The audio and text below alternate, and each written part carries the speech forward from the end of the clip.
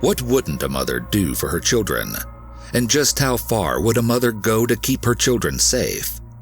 These are the questions we will be contemplating in today's case. But this time, the answer has a dark and disturbing twist you definitely won't see coming. What is up, Iwu crew? Today we are talking about the first known Italian female serial killer, a haunting curse, and a story about making soap that just might turn your stomach. Now, let's get into it. Leonarda Cianciulli was born on April 18, 1894 in Montella Avellino in what was then known as the Kingdom of Italy. Leonarda had a tumultuous upbringing and a tragic conception. Reportedly, her mother, Amelia Dinolfi, had been assaulted, and afterward she discovered that she was pregnant with Leonarda. In order to avoid ruin, Amelia was forced to marry her attacker. Due to the dreadful circumstances of her conception, Amelia resented her daughter and treated her terribly because of it, which led to the mother and daughter having a turbulent relationship. Due to her poor treatment by her own mother, young Leonarda allegedly attempted to take her own life on 2 separate occasions. The family lived in poverty, even when Amelia eventually remarried. Seeking to fix their financial issues, Amelia planned for Leonarda to marry a wealthy man, who then would help to take care of her family as a whole. But Leonarda disobeyed her mother's wishes, and instead married an older man named Raffaele Pensardi, who worked as a registry office clerk. Her mother was furious with Leonarda and allegedly cursed her for her betrayal and disobedience. Believing strongly in the power of curses, Leonarda would feel the consequences of her mother's curse for the rest of her life. Leonarda had reportedly visited a fortune teller at some point early in her life, who gave her a grim and heart-shattering reading. She was told that she would marry and have children, but every single one of them would die young. Perhaps seeking reassurance against this miserable fate, Leonarda later also visited a Romani who predicted her future by reading the lines on her palm. Leonarda was once again given a bleak prediction when the Romani told her, "In your right hand I see prison, in your left a criminal asylum." Leonarda likely felt that the predictions of her dark future were the result of her mother's curse.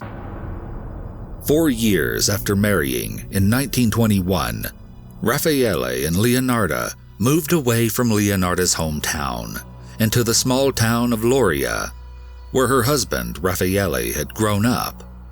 For a while, the couple did well for themselves, as they both found work, but in 1927, Leonarda was arrested and imprisoned for committing fraud, though it isn't clear exactly what her crime entailed. As soon as she was released, they moved to Lacedonia, where they were once again besieged by trouble. In 1930, the Irpinia earthquake destroyed the couple's home, though they both survived. At last, the couple moved to the town of Correggio, and their luck appeared to finally be turning around. Leonarda flourished as she opened a small shop where she sold a variety of goods, such as soap and tea. There, Leonarda began telling her customers that she had special powers that could help their dreams to come true. Soon, she was telling fortunes and became incredibly popular in her neighborhood, as well as highly respected. People from across Correggio, women in particular, would come seeking her aid to help them manifest their deepest desires. Leonarda's life was still not without difficulty, though, and she struggled through the loss of many children. Though pregnant a total of 17 times, she lost 3 children to miscarriages, and 10 more died while they were still very young, mostly from a variety of illnesses. Was this her mother's curse, or the fortune teller's prediction coming true? Perhaps it was both. Only 4 of Leonarda's many children managed to survive past adolescence, which resulted in her becoming extremely protective of them. Any mother who had endured the heartbreaking losses of so many children would go to great lengths to protect the ones she still had. But Leonarda took her mother's love and determination much farther than many others would dare ever go, and it soon ventured to a place that was wicked and dark. Though Leonarda fiercely loved each of her 4 surviving children, she couldn't seem to help the fact that she had a particularly soft spot in her heart for one of her sons, Giuseppe. He had become her favorite, and so, in 1939, when he told her that he was going to go join the Italian army, which was preparing for the beginning of World War II, she was devastated at the thought that he might never come home from the war. There was nothing Leonarda wouldn't do to try to keep Giuseppe from harm, and luckily for her, she knew exactly what would ensure that he was kept safe. When the lonely Faustina Setti, a 73-year-old lifelong spinster, sought Leonarda's aid to help her finally find a husband, Leonarda saw an opportunity to break her mother's curse and guarantee that Giuseppe would survive the ensuing war. Leonarda told Faustina that she had found her a suitable husband who lived in Pola, which is now modern-day Croatia. For her services helping Faustina, Leonarda was reportedly paid 30,000 lira, which was all of Faustina's life savings. Excited to have finally found someone suitable to marry, Faustina soon began writing letters to the man who would become her husband, and even received some back. But instead of celebrating the news, Leonarda convinced her to keep it a secret and not tell anyone. Little did Faustina know, it was Leonarda who was writing the letters back to her, posing as her would-be husband. Soon, Leonarda convinced Faustina to write letters to her family members in order to tell them that she had gone to Pola and convince them that everything was fine. When Faustina was packed to leave, with her gray hair dyed dark and her heart alight with excitement, she met Leonarda at her shop, where the 2 women celebrated her new life with a drink. Faustina was never heard from again, but her concerned family members' minds were put at ease once they received letters written in her hand, explaining that she had left to finally get married. But still, none could understand why she hadn't told them herself, or even bothered to say goodbye. Leonarda's shop was frequented by other women who, like Faustina, were seeking ways to make their dreams come true and change their lives. Francesca Soavi, like Faustina, went to Leonarda for help to find another job, as the 55-year-old schoolteacher was feeling lonely in the small town. In exchange for 3,000 lira, Leonarda found her a wonderful job at a school for girls in Piacenza in northern Italy.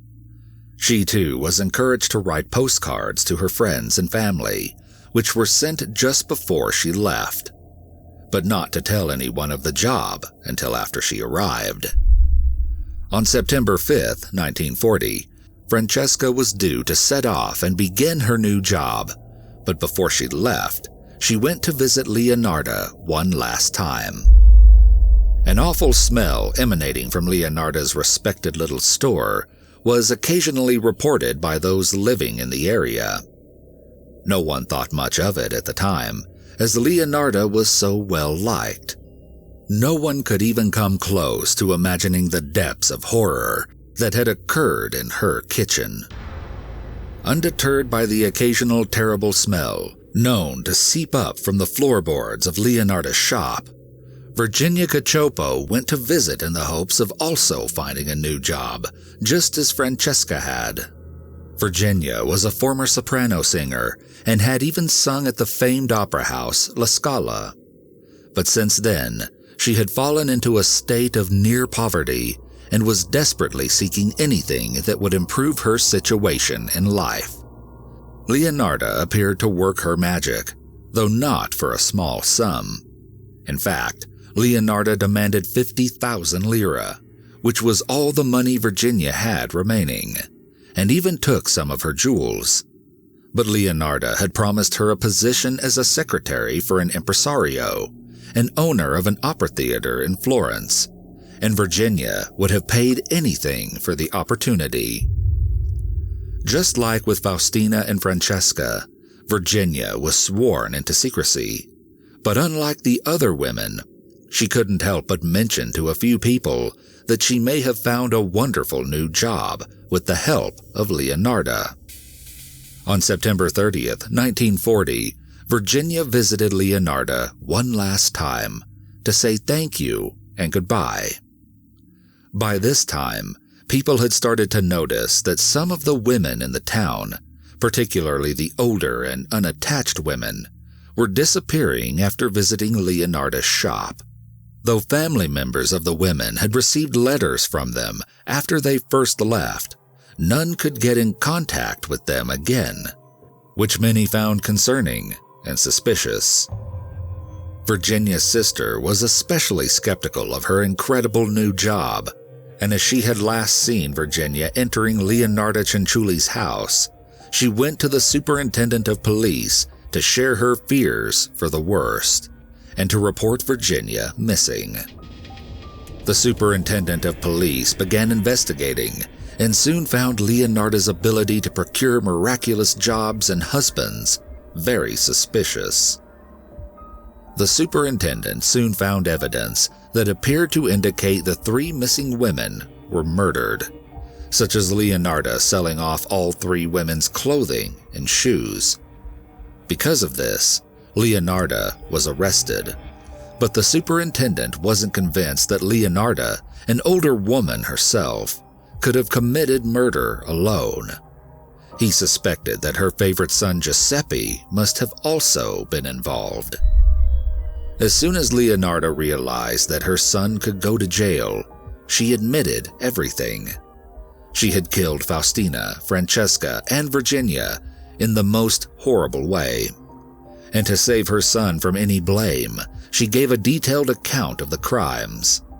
Evidently, when Leonarda had realized that Giuseppe could die in the upcoming war, she believed that it was once again the curse coming to claim the lives of all of her children.